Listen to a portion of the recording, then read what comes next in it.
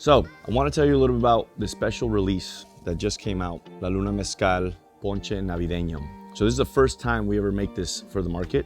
This is in the series of destilado cones that we do.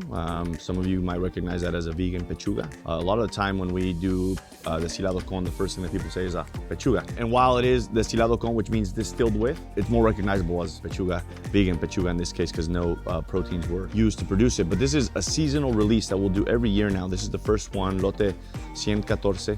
114. It is a special batch that we make for the Christmas time. This is one of the most festive times of the year, time that you get together with your family. And a lot of times at a Mexican household, what you would find are the aromas of the ponche that's being steeped on the stove. So you take a pot, put some water in there, and then you put all these fruits in that water and you let it steep on your stove for hours. A lot of times the fruits that are used are to the liking or to the tradition of the family specific, but there's some that are kind of staples, like cinnamon. Piloncillo is always used to sweeten the ponche.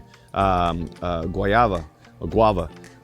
You have sugarcane, caña.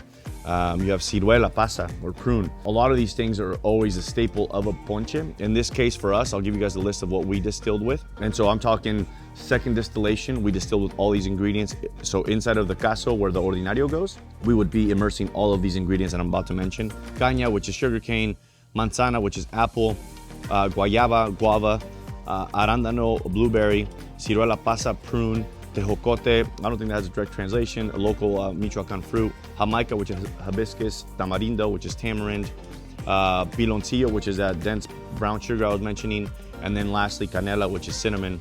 All these ingredients go in there in a proportion into the liquid, and on that distillation, you're imagining all of this ordinario boiling and all of these fruits enhancing kind of the flavor and aroma ultimately of what we have here. I have a little bit poured here, and I will show you how you should sip on mezcal in general. The La Luna Mezcal brand, this is how we always promote sipping our product. A little bit of open mouth, nose a little bit farther away. Taking in the aroma, you instantly get a lot of these fruity notes. The roasted agave for sure, but you get some of these fruitier notes, like the tamarindo is very prominent to me. And then after a few sniffs, a little sip, instantly you notice that it has great viscosity. This has, from my perspective, two reasons. Our ABV, 48.5, we don't dilute with water. And then lastly, obviously, the use of all of these fruits and those sugars are gonna thicken it up a little bit, so it's got great mouthfeel. You do get all of the roundness of these fruits. Typically, because we use Espadincillo to produce this batch, Espadincillo has sometimes some nice, some bright notes and brininess. That kind of is muted.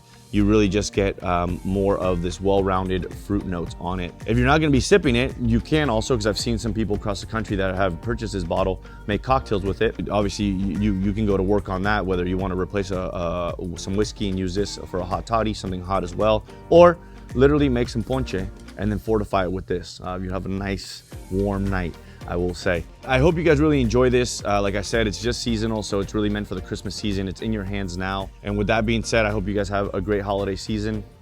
Salud.